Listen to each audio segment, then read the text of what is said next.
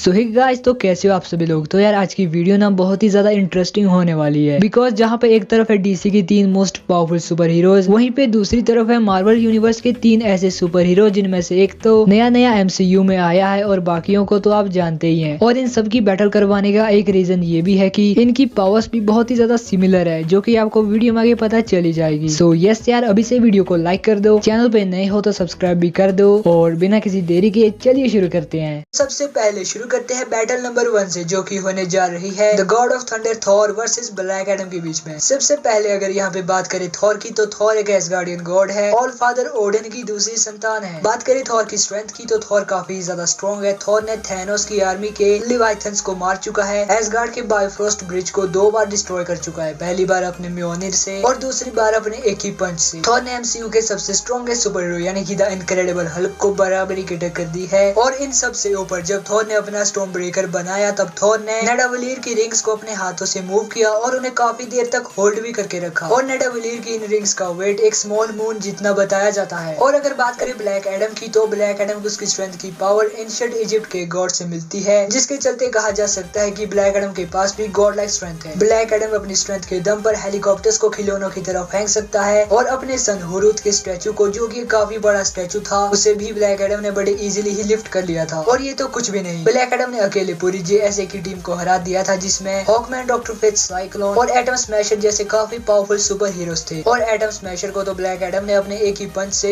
बेहोश कर दिया था। अब ये दोनों ही फिजिकली काफी ज्यादा स्ट्रॉन्ग है, बट यहाँ पे थॉर की जो स्ट्रेंथ के फील्ड है वो हमें ज्यादा देखने को मिले हैं ब्लैक एडम से, क्योंकि थॉर लिटरली हल्क को हरा चुका है और नेडावलीर की रिंग्स को अपने हाथों से मूव कर चुका है। अब बात करते हैं ड्यूरेबिलिटी की, तो यहाँ पे थॉर काफी ही ज्यादा ड्यूरेबल है। ये बंदा डिस्ट्रॉयर आर्मर के एनर्जी अटैक्स को झेल चुका है, आयरन मैन के रिपल्सर अटैक, हल्क के पंचेस, पावर स्टोन की एनर्जी और एक स्पेसशिप ब्लास्ट को भी सरवाइव कर चुका है। और इन सबसे ऊपर थॉर ने नेडावलीर में एक न्यूट्रॉन स्टार की एनर्जी को भी सरवाइव कर लिया था। और एवेंजर्स एंड गेम में भी कुछ ही ऐसे सुपर हीरोज थे जो स्नैप करने के बाद भी सरवाइव कर सकते थे, और अपना थॉर उनमें से एक था। बट यहाँ पे ब्लैक एडम की ड्यूरेबिलिटी भी काबिले तारीफ है। ब्लैक एडम ने अपनी केव से आजाद होते ही इंटर गैंग की पूरी आर्मी का सफाया कर दिया। अब ये इंटर गैंग की आर्मी भी ना काफी ज्यादा स्ट्रॉन्ग थी, क्योंकि इसमें गन बुलेट से लेकर रॉकेट लॉन्चर तक सारे वेपन्स थे, जिनका यूज उन्होंने एक एक करके ब्लैक एडम पे किया। बट यहाँ पे लिटरली यार ब्लैक एडम को एक भी वेपन हार्म नहीं कर पाया। और इससे भी ऊपर जब ब्लैक एडम की फाइट जेएसए की टीम के साथ होती है, तो यहाँ पे डॉक्टर फेथ अपने काफी सारे मैजिकल अटैक करते हैं ब्लैक एडम की बॉडी को रिस्ट्रेन करने के लिए। और यहाँ पे हमें पता लगता है कि ब्लैक एडम के पास इनवल्नरेबिलिटी टू मैजिक भी है। हाँ, यहाँ पे ब्लैक एडम को मैजिक का यूज करके हराया जा सकता है, बट उसके लिए काफी ज्यादा हाई स्केल का मैजिक चाहिए, जो कि डॉक्टर फेथ के पास था, बट ऑब्वियसली उन्हें मूवी में काफी ज्यादा वीक कर दिया गया। बट यार यहाँ भी थॉर की जो ड्यूरेबिलिटी की फीट्स है वो ब्लैक एडम से बहुत ही ज्यादा है। अब यहाँ पे ड्यूरेबिलिटी में थॉर ब्लैक एडम से भले ही आगे है, बट स्पीड में ब्लैक एडम का मुकाबला कर पाना थॉर के बस की बात नहीं, क्योंकि बिना अपने वेपन के थॉर उतना भी फास्ट नहीं रह जाता। पर यहाँ पे लिटरली ब्लैक एडम बहुत ही ज्यादा फास्ट है। ब्लैक एडम की स्पीड इतनी ज्यादा है कि ये बंदा इजिली बुलेट्स को भी डॉज कर सकता है। बट यहाँ पे अगर ट्रेवल स्पीड की बात की जाए, तो यहाँ पे थॉर ब्लैक एडम से आगे है, क्योंकि अपने स्टॉर्म ब्रेकर की मदद से थॉर लिटरली 9 रेल्म्स में कहीं भी टेलीपोर्ट हो सकता है। और यहाँ पे थॉर के पास ज्यादा पावरफुल वेपन होने का भी एडवांटेज है। थॉर अपनी म्योनिर की हेल्प से पूरी की पूरी सिटीज को डिस्ट्रॉय कर चुका है, और योटनहाइम में थॉर ने अपनी म्योनिर की हेल्प से इतना ज्यादा पावरफुल लाइटनिंग अटैक किया था कि पूरे योटनहाइम में अर्थक्वेक्स आ गए थे। और यहाँ पे स्टॉर्म ब्रेकर तो म्योनिर से भी ज्यादा पावरफुल है। तो अभी तक हमने देखा कि यहाँ पे Thor strength, durability, travel speed और ज्यादा पावरफुल वेपन होने की वजह से ब्लैक एडम से ज्यादा पावरफुल नजर आता है। तो इसीलिए थॉर वर्सेस ब्लैक एडम की अगर कभी बैटल होती है, तो इस बैटल में जो बंदा जीतेगा वो होगा Thor the God of thunder. हाँ, ये बैटल थॉर के लिए भी काफी टफ होगी, पर at the end of the day Thor इस बैटल को विन कर जाएगा। बट आपको क्या लगता है, आप भी बता देना। अब बात करते हैं बैटल नंबर 2 की, जो कि होने जा रही है नेमोर वर्सेस एक्वामैन के बीच में। अब हाँ यार, इससे पहले वाली ऑडियो थोड़ी खराब थी, तो उसके लिए मैं माफी चाहता हूँ। तो यहाँ पे पहले बात कर लेते हैं अपने एक्वामैन की। तो यहाँ पे जो एक्वामैन है वो हाफ अटलांटियन और हाफ ह्यूमन है, जिसके चलते एक्वामैन के पास इन दोनों रेसेस की पावर है। एक्वामैन के पास अटलांटियंस की सुपर स्ट्रेंथ, स्पीड, ड्यूरेबिलिटी तो है ही, बट इसी के साथ ही वो पानी के बाहर भी अपनी पावर्स का यूज कर सकता है, और वो बाकी सभी अटलांटियंस से भी ज्यादा पावरफुल है। एक्वामैन ने अपने भाई ओशियन मास्टर को भी हरा रखा है, जो कि पूरी अटलांटिस का सबसे स्किल्ड वॉरियर था। एक्वामैन अंडर वाटर इतना ज्यादा पावरफुल होता है कि अंडर वाटर एक्वामैन ने एक सबमरीन को भी लिफ्ट कर लिया था, बट पानी के बाहर भी एक्वामैन काफी ज्यादा पावरफुल है। एक्वामैन ने ब्लैक मैंटा को हरा रखा है, और इसी के साथ ही एक्वामैन के पास बुलेट्स और ग्रेनेड्स को सर्वाइव करने वाली ड्यूरेबिलिटी भी है। एक्वामैन ने स्टेबन वुल्फ और सुपर स्पाइडरमैन के पंचिस को झेला है। एक्वामैन ने स्टेपन वुल्फ की पैराडीमन आर्मी को धो रखा है और इसी के साथ ही एक्वामैन को जो चीज पावरफुल बनाती है वो है उसका वेपन। एक्वामैन के पास द ट्राइटन ऑफ पोसाइडन है जो कि 7 सीज का सबसे पावरफुल वेपन है। एक्वामैन ट्राइटन का यूज करके पूरी मरीन लाइफ को कंट्रोल कर सकता है, यहाँ तक कि कैरेथन द क्रैकन को भी एक्वामैन कंट्रोल कर सकता है। बात करें नेमोर की तो यहाँ पे जो नेमोर है वो एक तालोकानियन है जिसे उसकी पावर्स वाइब्रेनियम की वजह से मिली थी और इसी के चलते नेमोर बाकी सभी तालोकान वासियों से ज्यादा पावरफुल और डिफरेंट था। नेमोर के दोनों पैरों में विंग्स भी लगे हैं जो कि उसे फ्लाई करने में मदद करते हैं। नेमोर फिजिकली इतना ज्यादा स्ट्रॉन्ग है कि वो वकांडियन हेलीकॉप्टर्स को घुमा के फेंक चुका है और अपनी वाइब्रेनियम स्पेयर से उन्हें कट भी कर चुका है। नेमोर ने यहाँ पे बड़े आराम से ही ब्लैक पैंथर एके शूरी को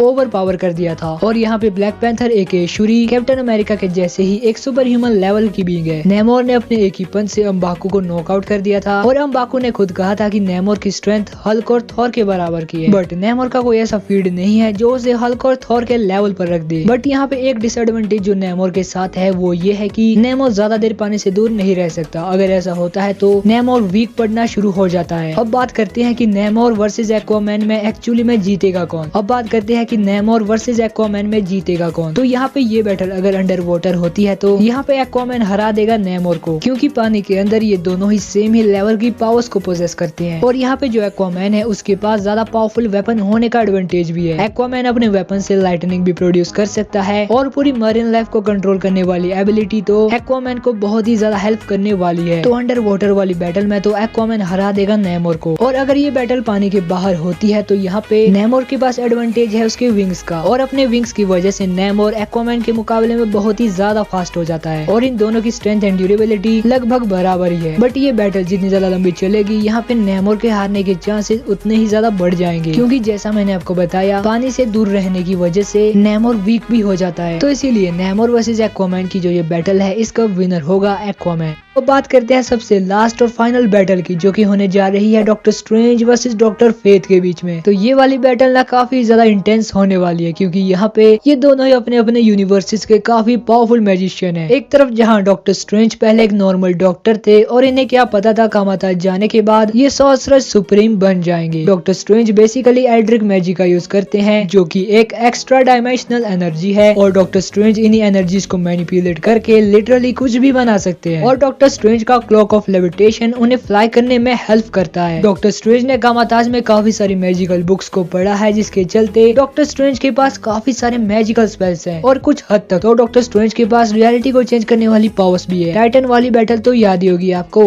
जब थैनोस डॉक्टर स्ट्रेंज के ऊपर एक ब्लैक होल फेंक के मारते हैं और डॉक्टर स्ट्रेंज उस ब्लैक होल को तितलियों में बदल देते हैं। लिटरली थैनोस को 4 इन्फिनिटी स्टोन्स के साथ टक्कर देना कोई छोटी बात नहीं है। अब यहाँ पे डॉक्टर फेथ एक कैंट नेल्सन एक नॉर्मल ह्यूमन है, बट हेलमेट ऑफ नाबो को पहनने के बाद वो द लॉर्ड ऑफ ऑर्डर बन जाते हैं। अब यहाँ पे ब्लैक एडम मूवी में डॉक्टर फेथ के इस हेलमेट के बारे में ज्यादा डिटेल में नहीं बताया गया, क्योंकि यार ऑब्वियसली ये डॉक्टर फेथ की मूवी थोड़ी ना है। और हाँ, मूवी में डॉक्टर फेथ की पावर्स को काफी ही ज्यादा कम भी कर दिया था, पर जितना भी हमें दिखाया गया वो मैं आपको बता देता हूँ। तो कैंट नेल्सन नाबो के हेलमेट को पहनने से पहले एक नॉर्मल ह्यूमन ही होता है, बट जब कैंट नेल्सन उस हेलमेट को पहन लेते हैं तो उनके पास मैजिकल पावर्स तो आती ही है, बट इसी के साथ ही सुपर ह्यूमन या फिर उससे भी ऊपर वाली स्ट्रेंथ, स्पीड एंड ड्यूरेबिलिटी आ जाती है। क्योंकि यार हमने देखा कि डॉक्टर फेथ ब्लैक एडम के साथ फिजिकली भी फाइट कर रहे थे, उन्होंने कई बार ब्लैक एडम की लाइटनिंग को भी सर्वाइव किया। और क्या एक नॉर्मल ह्यूमन के लिए ये सब कर पाना संभव है? नहीं ना। एंड अपने क्लॉक ऑफ डेंसिटी की हेल्प से डॉक्टर फेथ फ्लाई भी कर सकते हैं। और जब डॉक्टर फेथ ने अपना magical crystal attack black Adam के ऊपर किया तो ब्लैक एडम जैसे ड्यूरेबल बीइंग की भी चीखें निकल गई। अब डॉक्टर स्ट्रेंज और डॉक्टर फेथ की हमें काफी सारी सिमिलर पावर्स भी देखने को मिली है, जैसे कि डॉक्टर स्ट्रेंज और डॉक्टर फेथ दोनों ही अपने क्लोन्स क्रिएट करने वाला मैजिक जानते हैं। बट यहाँ पे डॉक्टर फेथ के जो क्लोन्स होते हैं वो ज्यादा पावरफुल होते हैं, क्योंकि यार हमने देखा कि जो डॉक्टर स्ट्रेंज के क्लोन्स थे वो थैनोस को ही हैंडल नहीं कर पा रहे थे, बट यहाँ पे डॉक्टर फेथ के क्लोन्स ने ब्लैक एडम जैसे गॉड लाइक बीइंग को भी रोके रखा था। और ये दोनों ही एस्ट्रल प्रोजेक्शन मैजिक जानते हैं। बट यहाँ पे जब डॉक्टर फेथ अपनी एस्ट्रल फॉर्म में होते हैं तो वो अपनी फिजिकल बॉडी को कंट्रोल नहीं कर पाते, पर जो डॉक्टर फेथ है वो अपनी एस्ट्रल बॉडी को भी कंट्रोल कर रहे होते हैं और अपनी फिजिकल बॉडी को भी। और यहाँ पे डॉक्टर स्ट्रेंज के पास पहले टाइम स्टोन भी हुआ करता था, जिसकी हेल्प से ये फ्यूचर भी देख सकते थे। और टाइम स्टोन का यूज करके ही डॉक्टर स्ट्रेंज ने डोरमामू को टाइम लूप में ट्रैप किया था। बट अब तो MCU की प्राइम स्टोरी लाइन में टाइम स्टोन रहा ही नहीं। मैंने उन्हीं की शक्ति से उन्हें मिटा दिया।